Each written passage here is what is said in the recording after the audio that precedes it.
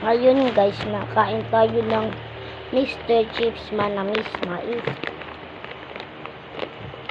Masarap po siya. Parang totoo nga po. Trending na trending po ito sa TikTok. Manamis Mais. Dasa po talaga. Bumili na kayo nito. Kung sino naman dyan yung Taga-Lucena, ay bumili na po kayo dun sa malaking Novo. Kaya masasarapan po kayo. Pagkabili nyo po, buksan nyo na agad. Good po to. Para sa mga ako po kasi mahilig ako sa mais.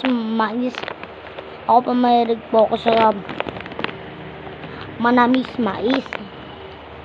Kasi na po yung favorite ng Manamis Mais. Bili na po kayo. Sobrang sarap po. Kaya ko po ito napabili. Nag-grocery po kasi kami kaganina. Ito na po guys.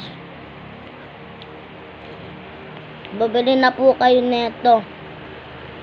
Manamis Mais po siya.